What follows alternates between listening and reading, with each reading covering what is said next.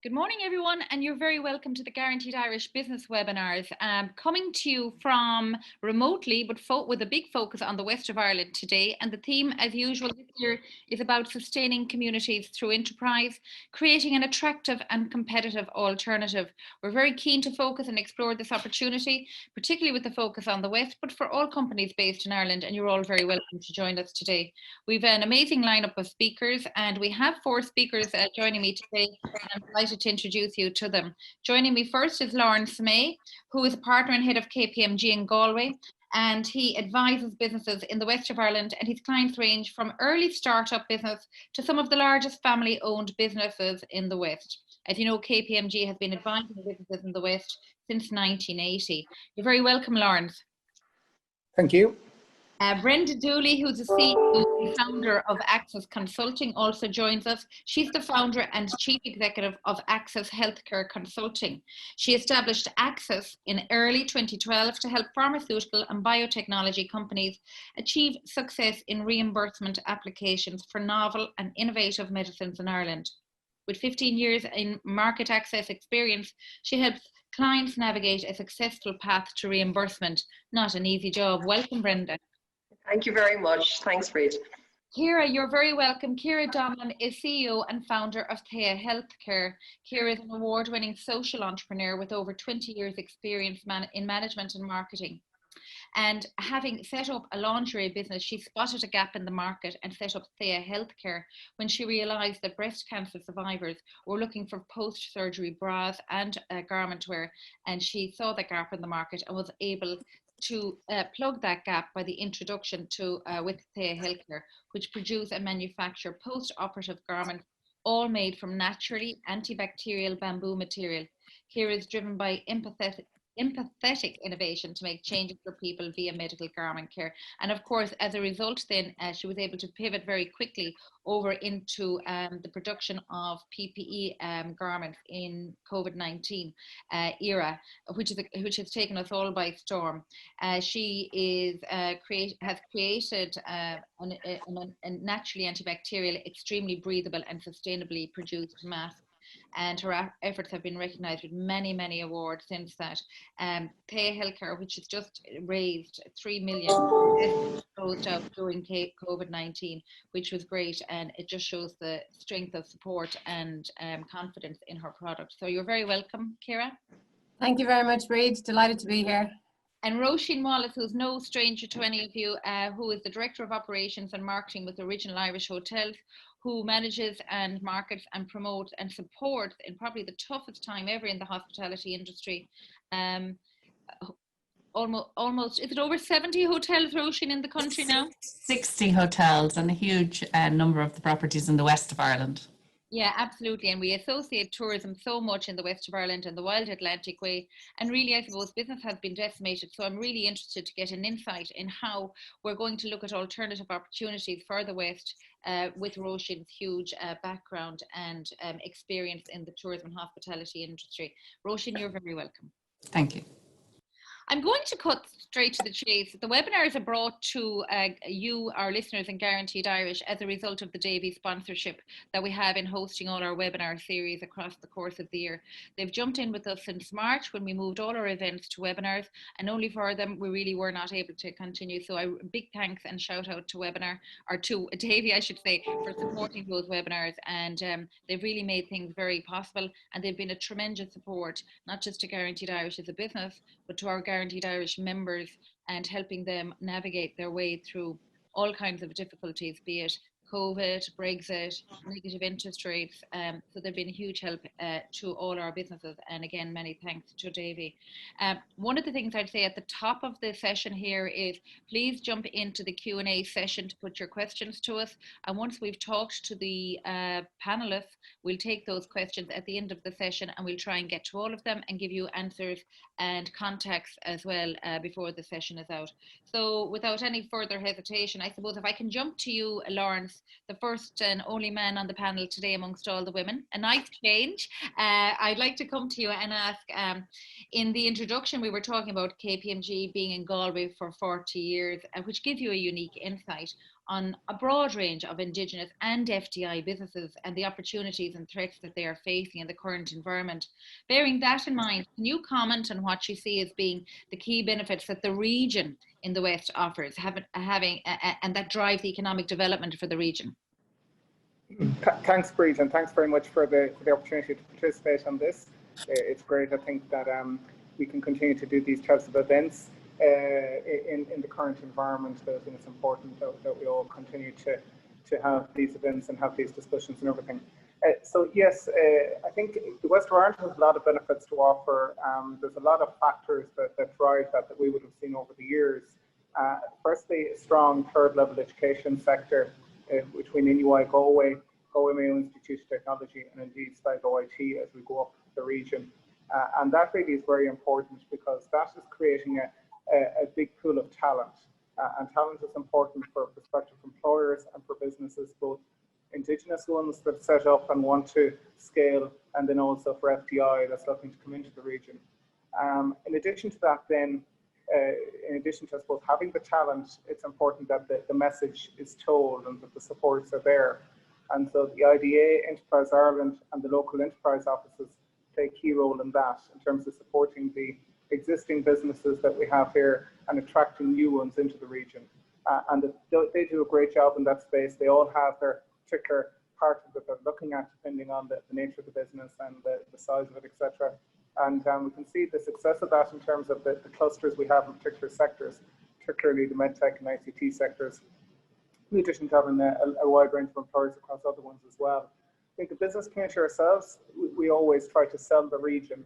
We try to sell the virtues of it, you know, in terms of the people and the talent, the education and skills, the entrepreneurial drive, and the support really that's there for businesses that choose the West Coast.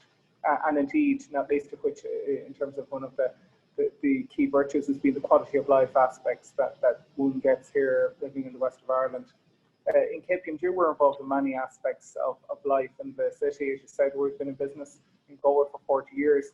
And maybe just to touch on two of those would be our work with the Galway Chamber of Commerce in terms of establishing the Galway City Innovation District and the Porter Shed that some of you may be familiar with, which is a very important project in terms of for startups and scaling businesses in Galway.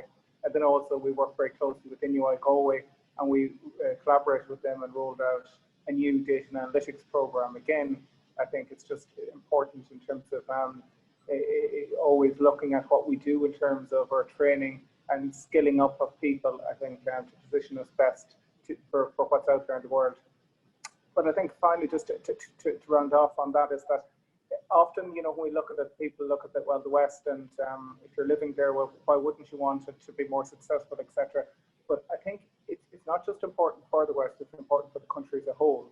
Because clearly, if the regions, including the West and the South, and even other regions of the country, improve and with proper planning and support, they can act as a counterbalance to what we might see at the moment in terms of the concentration of economic activity in Dublin. I think overall that rises the country as a whole and actually benefits Dublin as well in the long run. And so I think it's fair to say, to wrap up, you know, Galway is a very dynamic city, and Galway in the wider region is a great place to live and work and a good place to do business.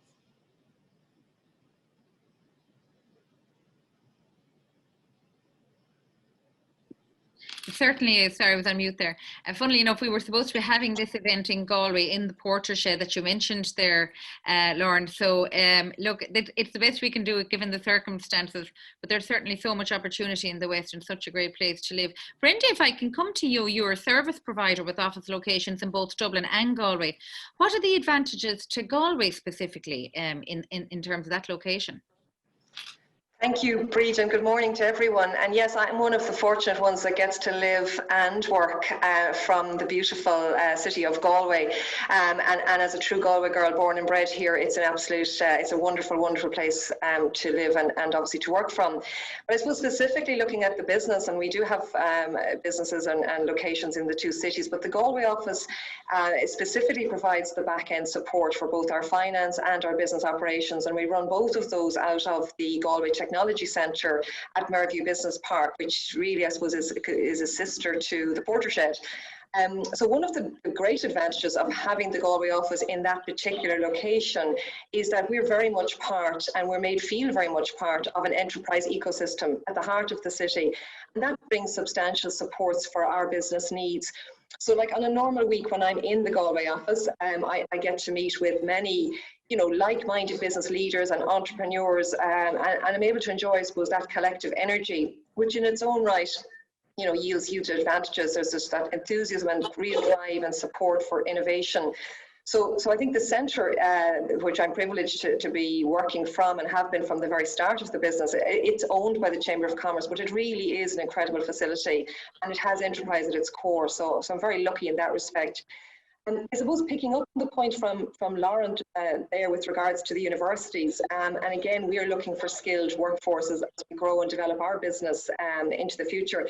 And Galway is one of only 2 universities in Ireland that provides master's and PhD level qualifications in health economics, which is the qualification that is required to work in my own specialty. I'm a graduate myself of the master's program at NUIG, and I suppose over the years I've supported the program and indeed have recruited people from the university to work with us. And I think the current climate presents some opportunities in the sense that previously a lot of the graduates coming out of the programme would look to move to Dublin, seeking placements in Dublin pharmaceutical companies. But with the climate that we're in for the foreseeable future, it's likely the pattern could change, because the opportunity to work within a pharmaceutical office environment is now going to be seriously curtailed. So that's something even that is presenting opportunities for us as a business, and we're looking at now very closely in terms of how we develop, I suppose, an internship program at the company, and it's something that we're hoping we'll be able to put in place fairly quickly. So I think that's the big opportunities for us, is that we're very privileged. We have an ecosystem of tremendous, support for enterprise, which is important for all of us as business leaders. But we also have the opportunity through the university to avail of that skill. And of course, I'm a member of the audit committee at the university for my extracurriculum activities. And I suppose I always like to challenge the providers of the course, in terms of getting more apprenticeship type people ready for work, so that that transition from graduate program into the real world, and certainly into a world like mine, which is fast paced and consultancy, is something to think about. Thank you, Brenda, for that. Just in terms of the West, when I think of the West, Roisin, I always think of tourism, and it's one of the most beautiful places in the world on a fine day. Tourism is Ireland's largest Indigenous industry, and many of us enjoy the staycations this year over the summer. Did our staycations here at home make up for the lack of overseas visitors, or how is that working out this year? Well, I suppose we're very grateful for all our Irish friends and family, etc., who came to us over the summer and really supported us, and it was so important to keep these businesses going. But I suppose, like in 2019, we welcomed, as a country, over 11 million overseas visitors. So, no amount of Irish staycations is really going to replace the loss of revenue. I mean, it was 5.6 billion in revenue to the island of Ireland from those visitors. So we are seeing, we did see good occupancies during the summer, but not at the levels we would normally have. And certainly now coming into the autumn, our overseas visitors will be coming for week-long vacations. Most of our Irish visitors are coming maybe for weekend stays or whatever. And we really want to try and get people, I suppose, to take more of their full holidays, any additional holidays as well, to try and spread that. Occupancies in September were around 51%. But they're dropping drastically since then, down, falling to as low as about 9% come November, so that isn't something that hotels can survive with, and there's so many jobs wrapped up in the tourism business. 1 in 9 jobs nationally are in tourism, so tourism or the hospitality sector. So no, unfortunately not. But we do encourage people to take staycations, very definitely, to keep us going. But yeah, the overseas visitor is vital for our industry. They're a very resilient group, aren't they, the hospitality sector? But I do think they're at the end of their rope now. We really need to get behind them, Roisin. Yeah, absolutely. We really do need support. We employ over 300,000 in hospitality around Ireland. The Department of Enterprise reckon that next year 200,000 of those jobs could be lost. And that they're projecting that. So we really do need the community to come behind us and to support these hotels and, book as many staycations as you possibly can, try and get away during the week as well as the weekends, and also think about gifting staycations as well.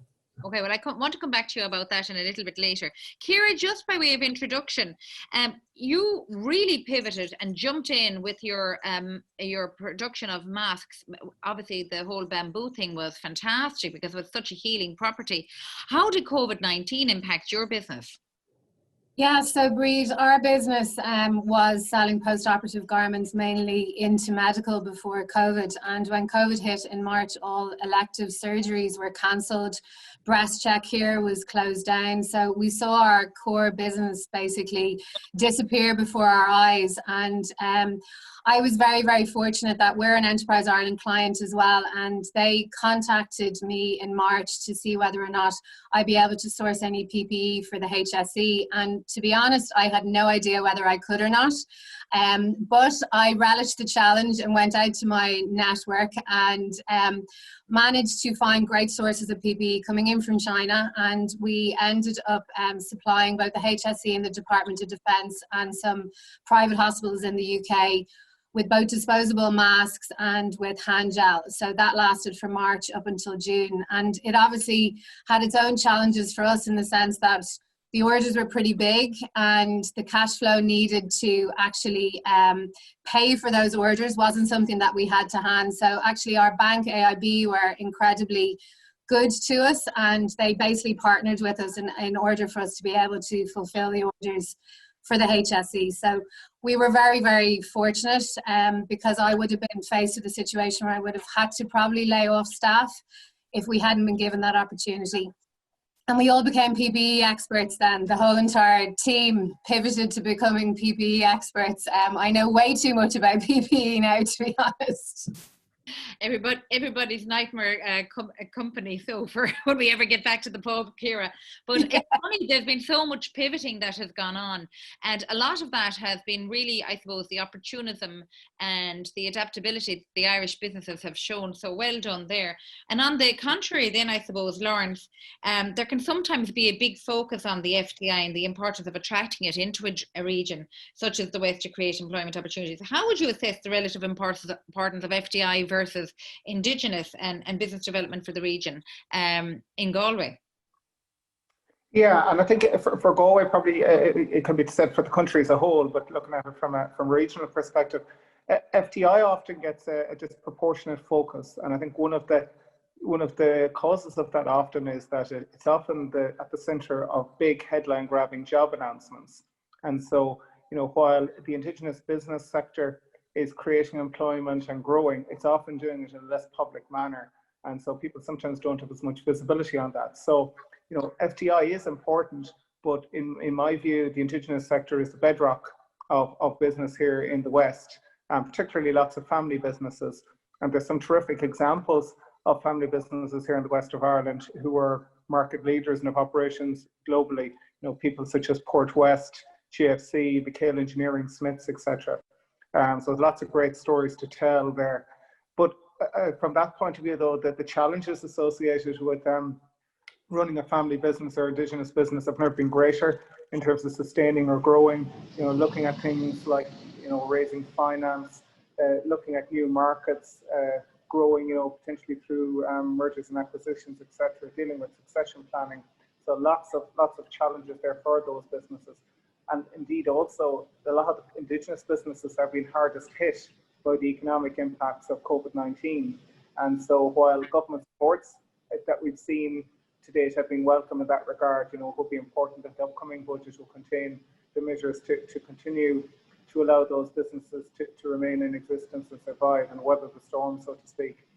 But having said all of that, when it comes to FDI and Indigenous businesses, our view really is that it shouldn't be an either or. Yes. So we see them working very closely together, particularly sectorally.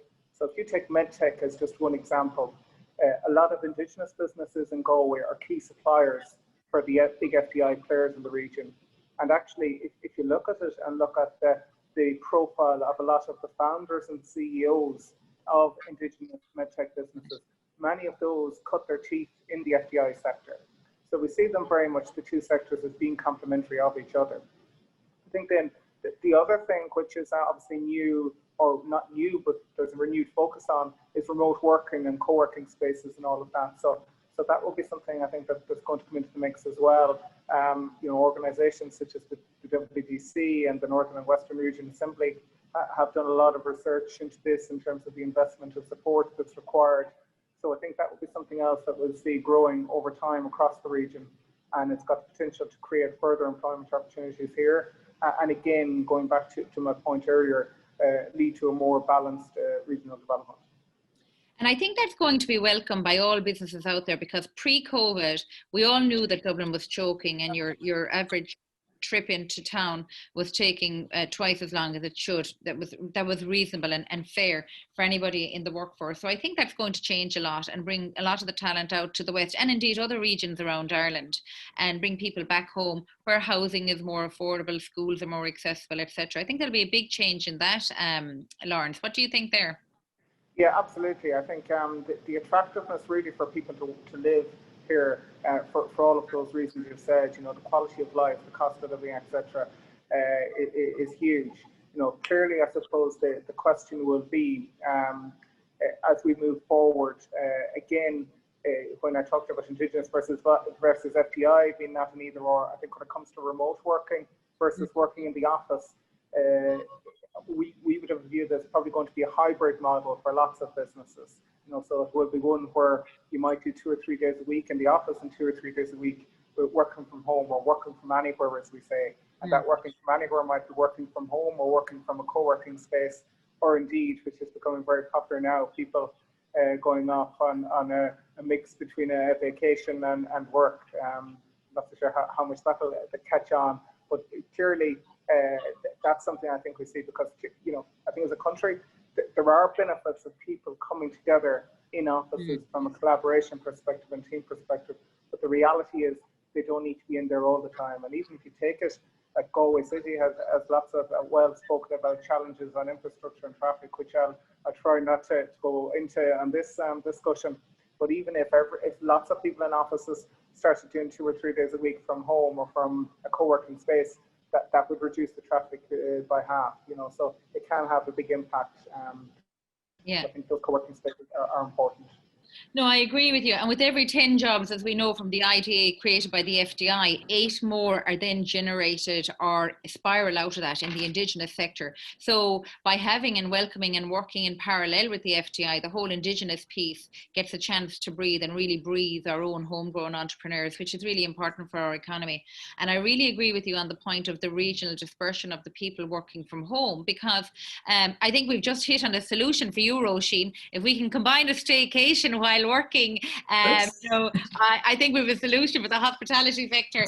So we really need to think about that. So it all happened on the Guaranteed Irish webinar from Lawrence May of KPMG. So we're looking forward to further discussions on that. But there are definitely, we are thinking differently of how to skin the cat. We need to find new ways of living with this. And if we're looking at all the reports day in, day out from all the experts, be they medical, scientific or economic projectionists, we really need to look at opportunities of how to live, because we can't afford this either from an economic point of view or a mental health point of view. We need to find solutions of making things work, don't we? I think. Absolutely, yeah, absolutely. And I think sorry, go on, Lauren. Sorry, Lauren. I was just going to make one quick point, which is that clearly the COVID-19 pandemic has had a lot of negative consequences and everything. But if we can find some good that comes out of it in terms of how we organise ourselves and everything, then that would be fantastic. Well, certainly March allowed us to get off the hamster wheel, but we're kind of clawing to get back on a little bit now. So we need to find solutions. Roisin, I'm going to come to you with the next question there. In terms of the lack of the overseas visitor numbers to Original Irish Hotel Group, how do they affect the local economy, and how safe is it to go to a hotel during the COVID times now? And I think that's something that people really want to know, because people are desperate for a break. Exactly. Well, I suppose to answer both questions, people are desperate for a break, and yes, there is obviously uneasiness. But I suppose if they think about the hotel and the hotel's business, safety is at the centre of a hotel's business. They are very much part of their community. They employ locals. They do most of their shopping locally, so local produce, local source, local ingredients, all that. So it's very much in their ethos to make sure that any person coming into their hotel is safe. And that their staff are safe, because their staff are going back out into that community, have brothers, sisters, whatever, working in some of those businesses that are producing some of the products that they're then used for. So, they have their duty of care to their staff, to keep their staff safe, and to their customers. So, they're doing everything to make sure that it is safe. Fáilte Ireland have brought out a COVID charter, that many of the hotels, most of our hotels have signed up to it, and they have gone through the training to make sure that the properties are safe. So it's a little bit of a different experience, but very much geared around you having an enjoyable but safe experience on your staycation. So, you'll see screens, you'll see social distancing, you'll see some different, bookings of restaurants, sometimes for breakfast or so to divide out the numbers, etc. But it still all works. And, they've really perfected it over the summer to have it perfect now to keep people as safe as possible. The local economy, it says it all, with the shopping, etc., very much part of the community, and making sure, and that's where the 1 in 9 jobs comes from, be it the tourism or hospitality, because that's what we're supporting. And especially regionally, a lot of tourism is based around the region, so support in the community is so important. It's interesting. I went to Westport at one stage during the summer, and their two big industries are Allegan, which is pharmaceutical, and tourism. And the care and attention I felt that they exhibited in the town of Westport was exemplary. People were so respectful of space, hand sanitizing, just care and distance between people was amazing. And I really had to applaud them. And, it makes you come back to Dublin and realize we need to improve. And I suppose that's why we're in lockdown for a further 3 weeks right now. But definitely it's great when you see that dependency on the tourism economy. And I suppose the pharmaceutical background in them, it's such a massive employer. There is no room for complacency in that town, and it really came across. So it's brilliant to see it. And I think what you're after saying there for the hospitality industry is so important, Roisin.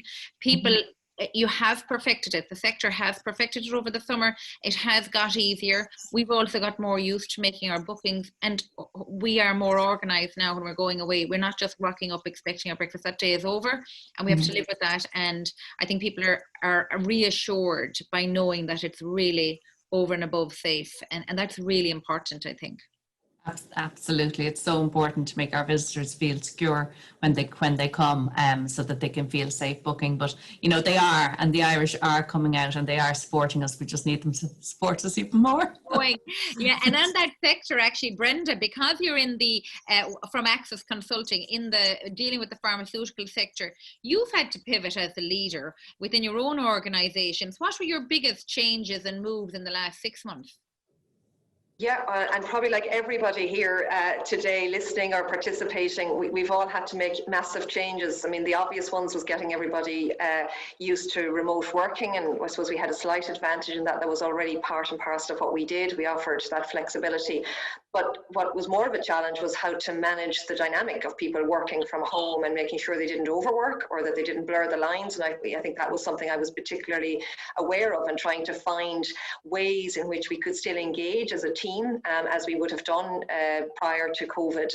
And so, we came up with small creative ways, whether they were the weekly coffee check-in, whether it was WhatsApp group. And I suppose one thing we did invest in, and I'm very glad that we were very quick off the mark on this, and I think we will continue to have to invest in it, was a program for mind health or mental health wellness program. So we commissioned very early on a very well-known psychologist, Dr. Harry Barry, and we got him to develop a very bespoke program for our team, working as we do in a consultancy model, which can be high pressurized and where you do need people. You know, you need to be able to code, you need to be able to talk, and that was taken away quite quickly.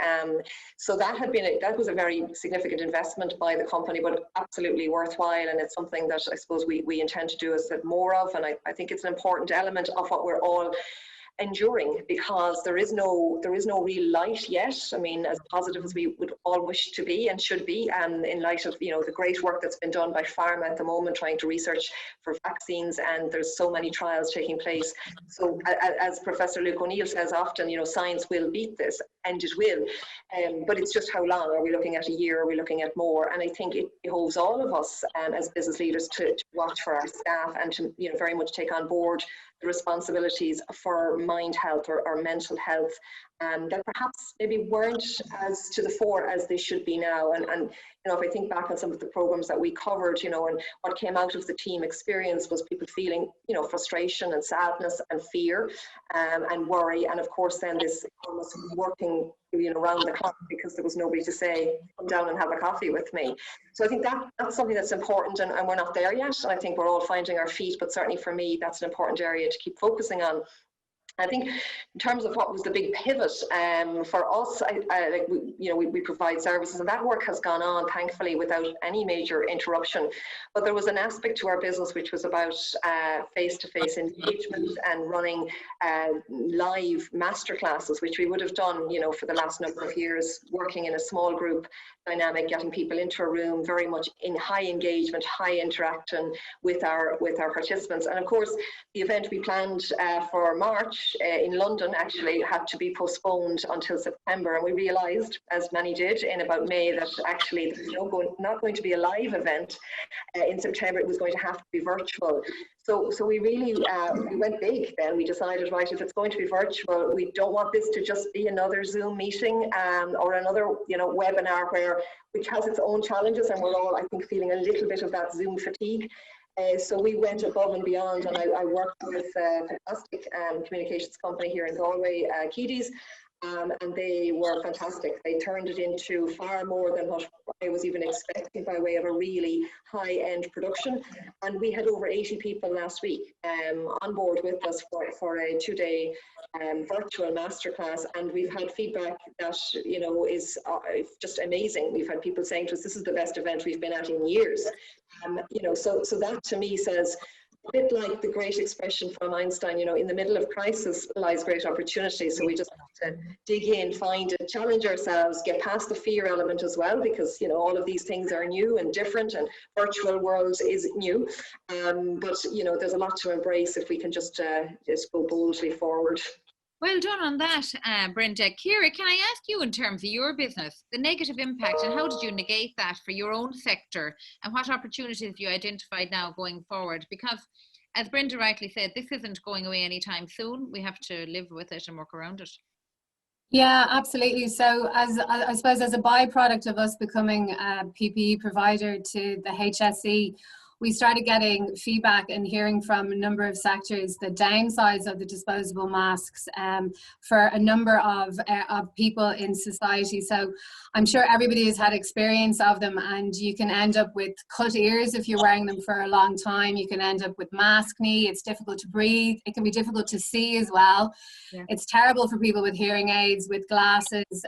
So while we were bringing it in, and it was essential to bring it in, I started thinking, well, there has to be a better alternative for us, for the normal people, and what could we wear, and looking at an environment from an environmental point of view as well. So we have now created our own reusable, sustainable bamboo mask. So it's made from 85% bamboo, and it's not medical grade now. It's a category 2, and it's EU certified as a category 2. So I have one here, and I'm just going to show it to you. So it's very different to the ones that are on the market at the moment, because you put it around, it sits down lower around your neck, and then you pull it up like this. They come in black and white. You can still hear me fine, and it's very easy to breathe in them. But what we realized was that there are a lot of sectors of society that can't wear the normal ones. Old people find it difficult, children find it difficult. If you've got sensory autism or any type of disabilities, they're very difficult to wear, along with the hearing aids that I mentioned as well. So we wanted to provide something that was an alternative to disposable. Like at the moment, there are 194 million disposable masks being made every month, and they take 450 years to biodegrade, whereas bamboo takes a year to biodegrade. And on top of that, bamboo as a material it's amazing. It's antibacterial naturally, but it's also hyperallergenic, which means, you know, the maskne that a lot of people are getting, so it'll actually get rid of that. And we found that teenage girls in particular would really like that, not to have spots all over their face when they come out of school. So it's definitely a very good alternative. And like bamboo doesn't use pesticides, it doesn't use fertilizers.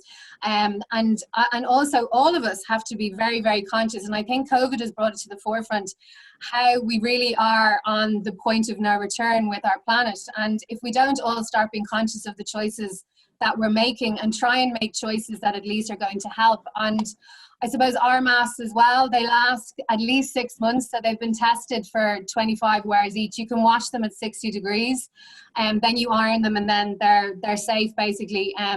But like we need to start looking at alternatives like that rather than having disposable masks that I don't know about you guys, but I see scattered everywhere, all over the place. They're just being thrown away. So from an eco point of view and a sustainability point of view for our children, we need to actually start looking at these options. So I mean, I was delighted that we produce in Europe as well.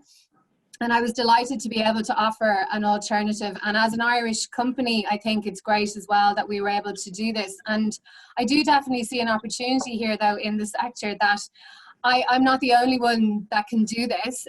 O'Neill's have also pivoted to PPE as well. And there's absolutely no reason that other Irish companies couldn't look at producing PPE within our own country. Like, as you know, we're all aware of how much was brought in from China and how much money China made out of the HSE. So for us to actually start thinking another pivot, an internal pivot, and as you were talking about, in the West, there's an awful lot of medical companies, med tech companies, that probably could start producing more for our own people and doing it in a sustainable way as well. And well done, and very generous of you to share and almost invite people into your market space, Ciara, which is very rare. Well, I mean, in fairness, that this isn't going away. COVID isn't going away, and I think it's going to be with us for a number of years. And if we can all make a difference, and to me, as you mentioned earlier, social impact is really important. So I've always been a social entrepreneur back in 2013 when it wasn't popular, but I do definitely believe that we all have an opportunity here to help one another and to help the planet at the same time, while also generating revenue for the country, which is desperately needed as well. Yeah, and I suppose let's not lose sight of the fact of that whole sustainability agenda has not gone away just because COVID has dominated. So thank you for that, Ciara. In relation to things that haven't gone away, Lawrence, Brexit is still looming. We've the recovery from COVID-19, if we ever get going on it, or some form of recovery, as the ladies have alluded to there, with their own pivoting experiences. What can we do, and what can local governments and local, I suppose even authorities at local, regional level do, and also as individuals, in terms of creating opportunities now for the regions, and particularly with a view to the west of Ireland? Yes, I think you're right. The next few months are going to be challenging for lots of Irish businesses, you know, particularly I think certain sectors, it's fair to say.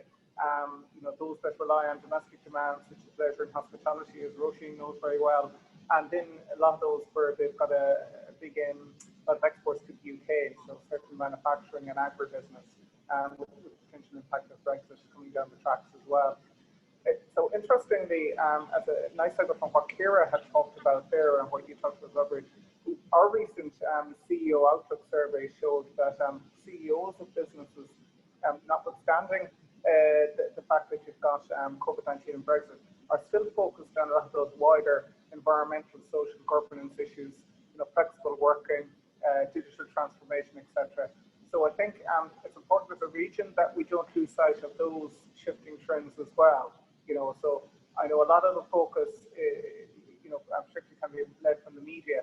Either every story is dominated by COVID or every story is dominated by Brexit, depending on whatever's flavour of the month. But ultimately, there are underlying trends happening there that businesses cannot lose sight of and that have a long-term impact.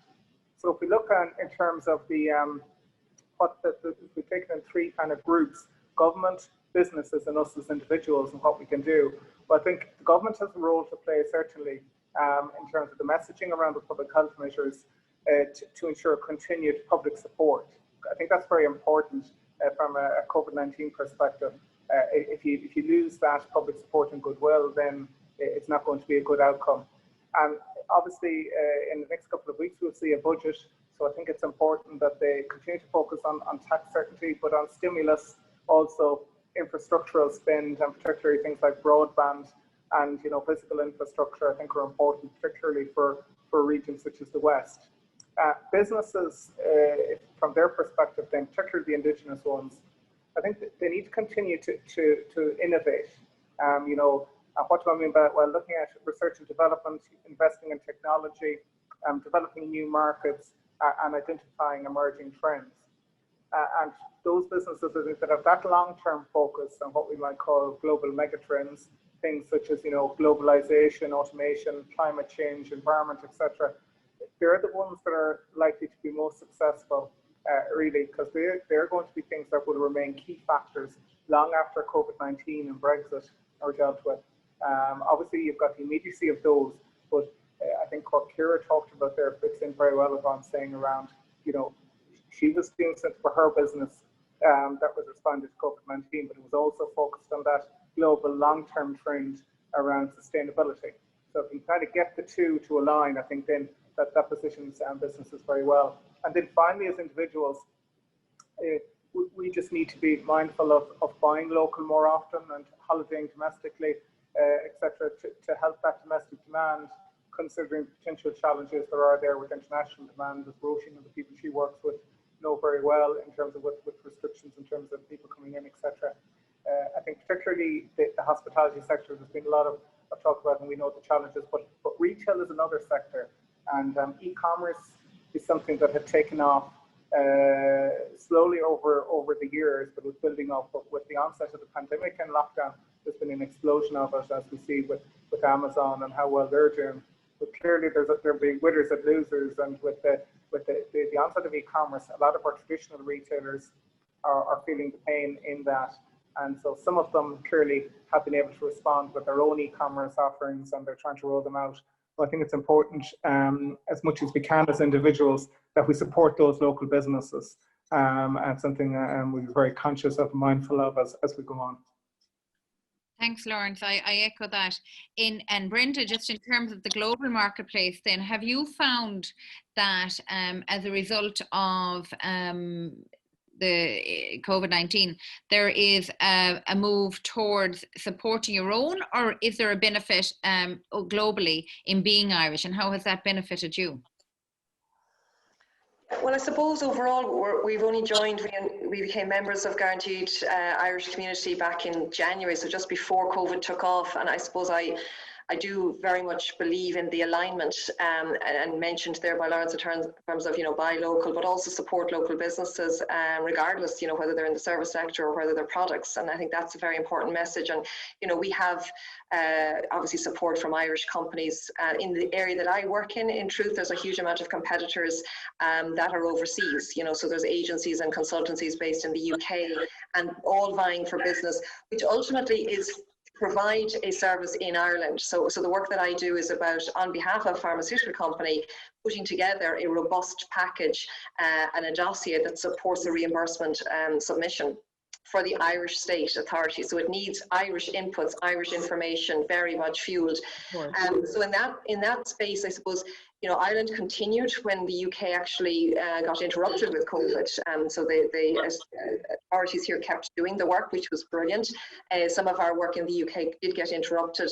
I suppose the message that I'm, you know, very passionate about is no more than, you know, if you were going to build a house in Galway, you wouldn't be picking your engineer, your civil engineer, you know, from the UK or vice versa. You'd want somebody who knows, you know, exactly what the not only what the laws are, but also how the laws are applied. What are the stipulations? What perhaps are important things to be aware of? So to me, it's very important if you're competing in a business like Ireland, and that that you get the support clearly from companies, because they trust in the local provider, that very much that feet on the ground and expertise. So it's that local insights is so important, and it is better for the work that we're doing is to have people. So it's early days, I suppose, really overall, but it's certainly something I'm very much committed to, and it's a message that we consistently try to get out to our colleagues and our companies based in Europe or in the UK, that when it comes to doing a submission in Ireland, whereby a decision is going to be made about reimbursing a drug, and that's going to come from the state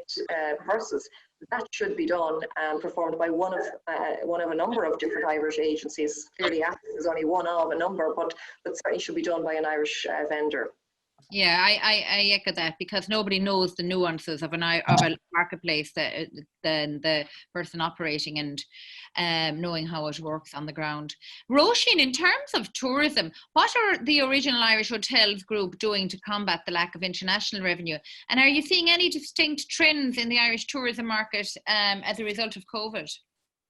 We are indeed, and I suppose we've been very creative. So there's lots of things happening all the time. I suppose you saw at the beginning, the hotels going into takeaway, things like that. One of the things we are seeing is that Irish people are traveling a little bit further for their staycation. So I suppose maybe because they're going from home, so they don't have that maybe hour and a half commute to get on the road before they start their staycation. So we are seeing them traveling a little bit further and exploring more. I suppose the whole thing of the Irish staycation was about getting out, new experiences and all that. So that's one distinct trend.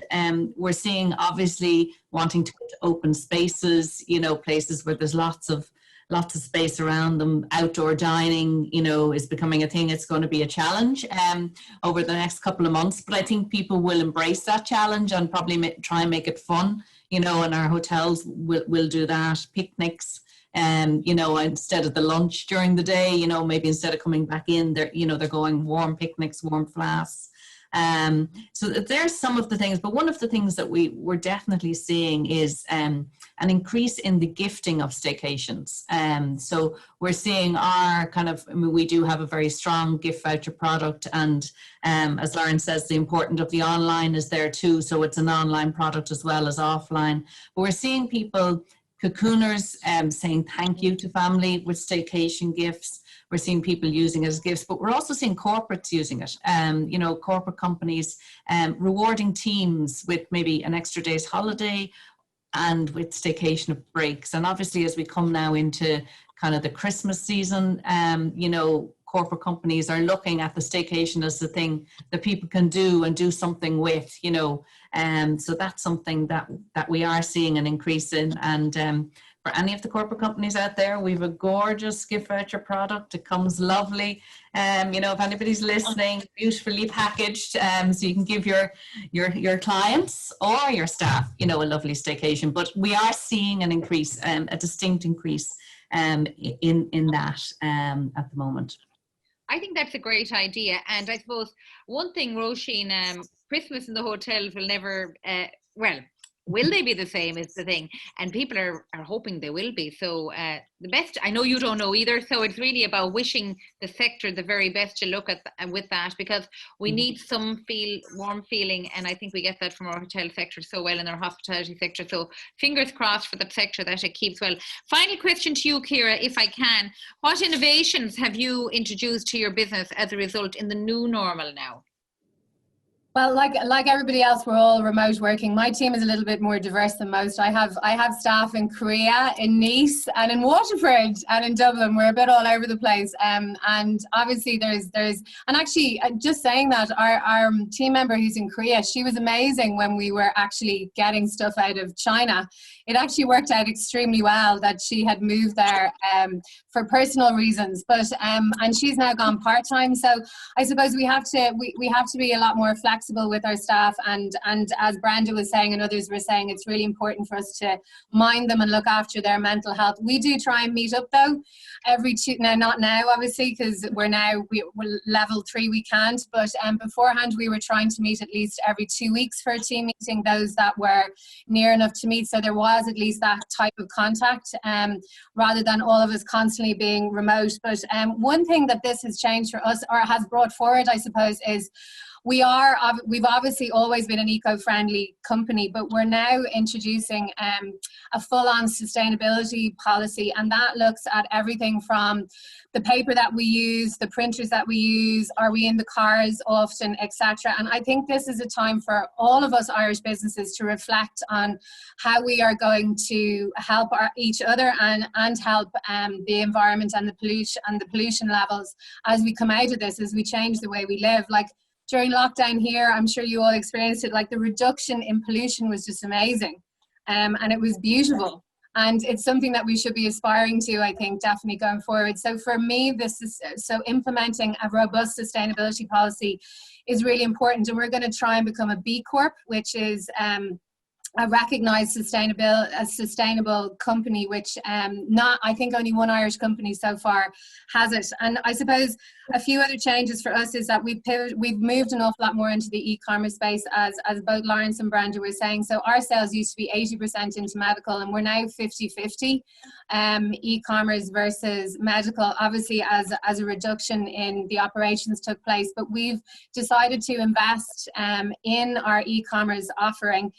So we are developing a PPE site just particularly for Europe, one for the US, and then we're revamping our own website. And I would also say Amazon are doing extremely well, but I think we should all be supporting Irish companies that have their own websites rather than looking at the Amazons of this world. Now, we are on Amazon because you have to be on Amazon, but we would still prefer that we are supported directly if possible.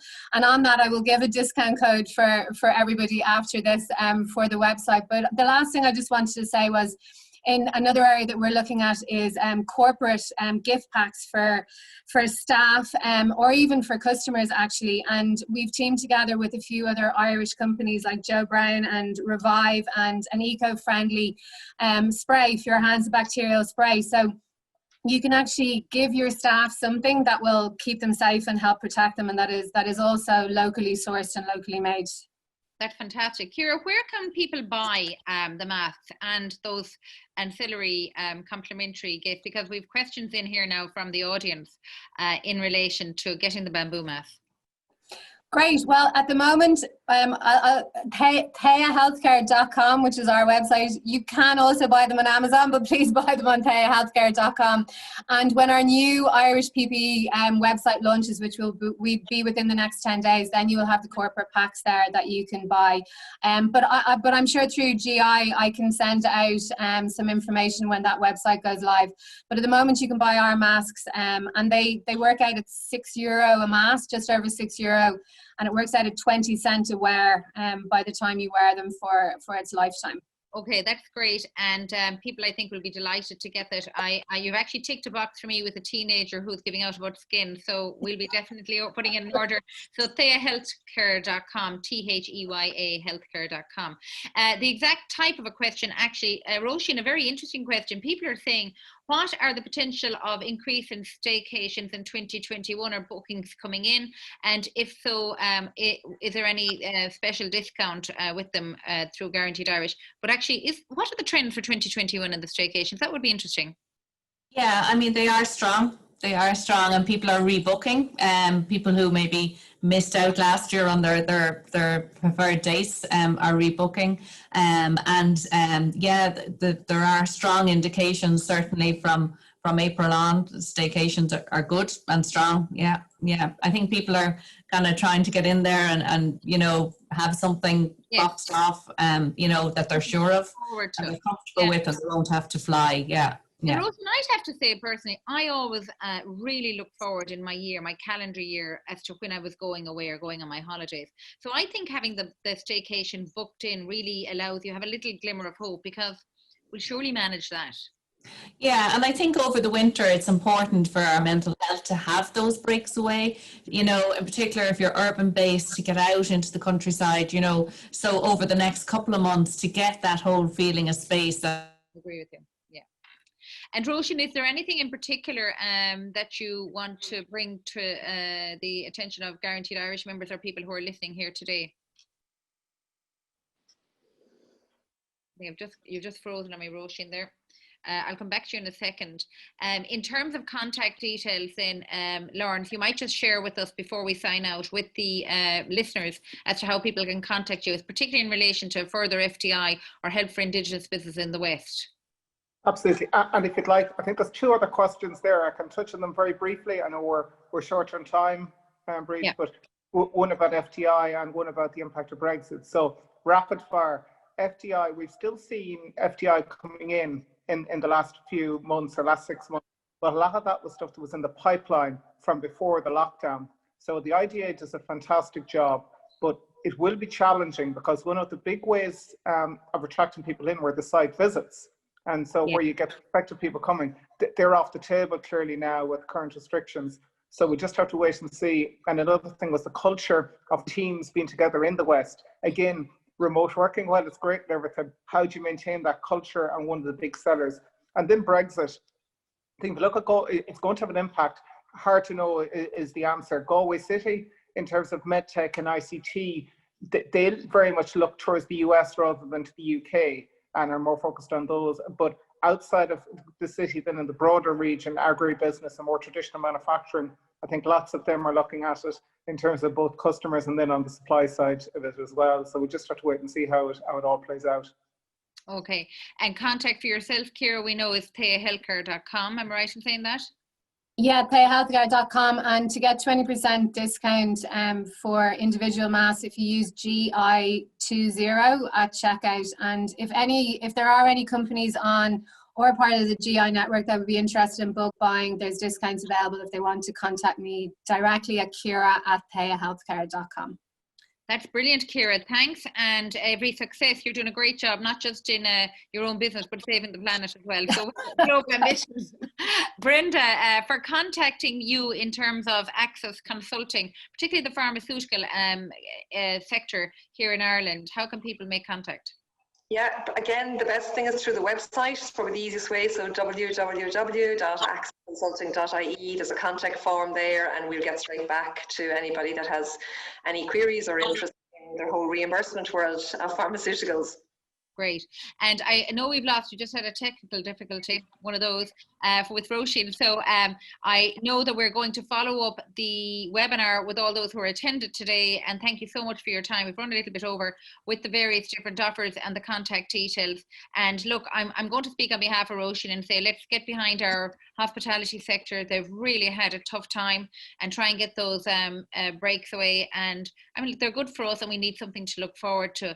So from Guaranteed Irish, and again, many thanks to our colleagues in Davy for supporting us. Thank you very much for joining us today with a focus on the west of Ireland.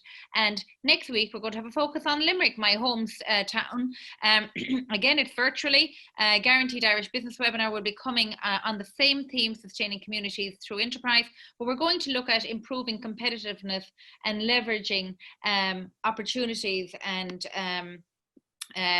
the whole aspect of supporting our entrepreneurs out there and entrepreneurial skills for the Midwest in particular. And we'll be helped there with Guaranteed Irish members and indeed Enterprise Ireland, who are going to join us. They're supporting us and they're sponsoring this particular webinar in relation to the whole Lean programme. So do join us then next week, which is on the 8th of October at 11 a.m. And until then, from Guaranteed Irish, thank you very much, and let's keep the chin up and keep working there. We are, at the end of the day, when we work together and collaboratively, we are all together better.